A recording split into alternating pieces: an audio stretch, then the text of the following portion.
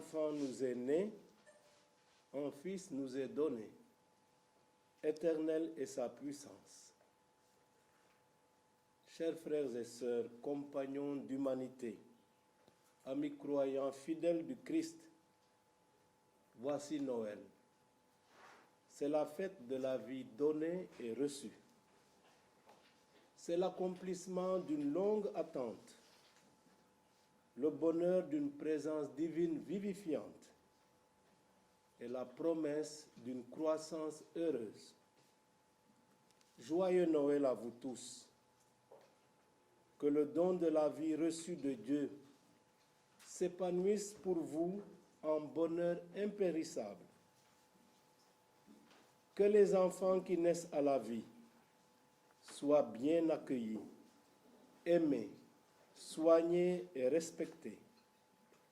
Car c'est beau la vie, et c'est un don de Dieu, le don même par excellence.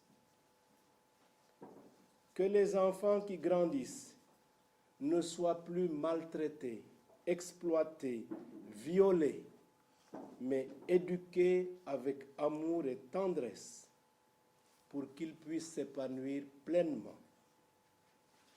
Il est grand temps pour notre pays de dépasser les actions symboliques pour oser mettre pleinement en pratique nos bonnes intentions à l'égard des enfants. Car une société qui sait prendre soin de ses enfants se forge un mental fort pour mieux s'occuper des plus petits, des plus faibles et des plus pauvres. Que notre recherche de bien-être ne chasse pas notre devoir de mieux-être et ne nous ferme pas les yeux sur les nombreux blessés de la vie dans notre société. Noël fait de Bethléem la capitale spirituelle du monde, au cœur de l'histoire du salut. C'est là que Jésus est né. C'est là que Dieu a pris le chemin des hommes, qu'il s'est fait tout proche de nous, qu'il s'est fait l'un de nous. Le Verbe s'est fait chair et il a établi sa demeure parmi nous, écrit Saint Jean qui ajoute: de sa plénitude, nous avons reçu grâce sur grâce.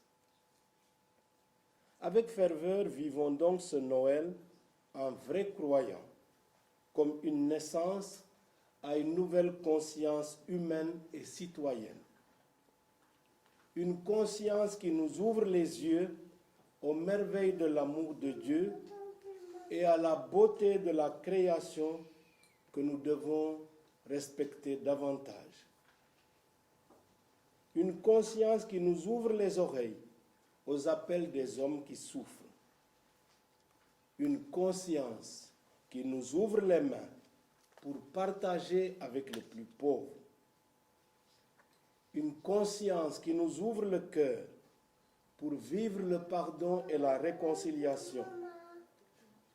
Une conscience qui nous met en chemin à la rencontre de l'autre, au-delà de la parenté, de l'ethnie, de la race, de l'appartenance politique ou même religieuse.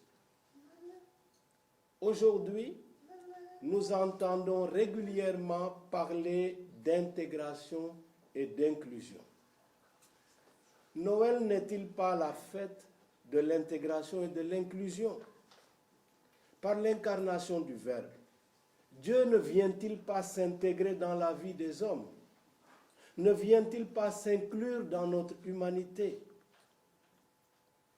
Par son intégration et son inclusion, ne nous enseigne-t-il pas alors l'intégration et l'inclusion mutuelle dans une véritable fraternité humaine qu'il illumine de sa puissance et de sa présence vivifiante? Comme l'écrit Saint Jean, dans le Verbe était la vie, et la vie était la lumière des hommes. C'est l'homme qui est totalement gagnant dans l'inclusion divine au cœur de notre histoire. C'est lui l'homme l'heureux bénéficiaire. Il se sent aimé de Dieu, estimé de lui. Il prend conscience du prix qu'il a aux yeux de son Créateur.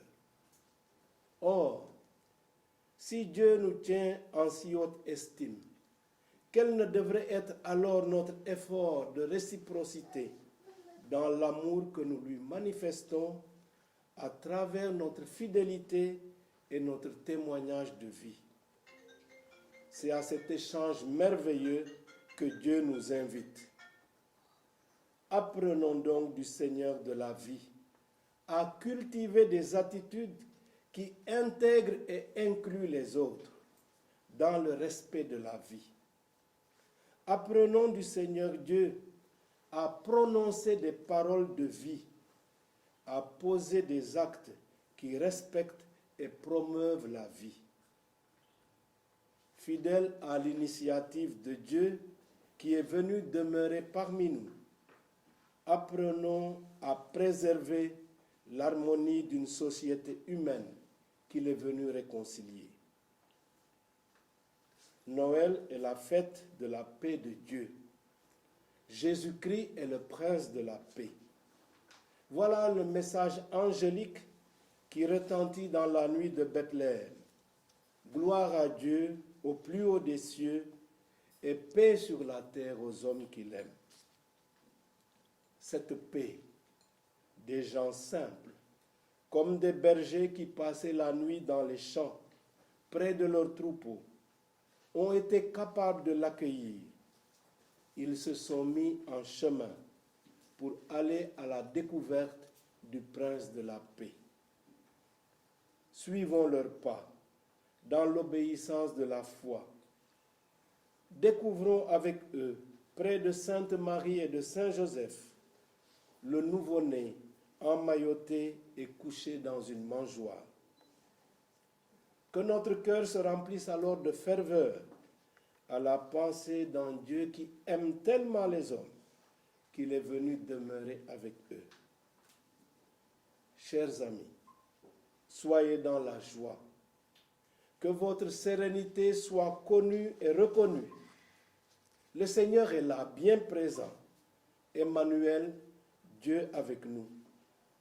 Joyeux Noël à vous tous, avec le prince de la paix. Merci, monsieur. Merci. Alors, il y a le petit cadeau pour les enfants. Oui.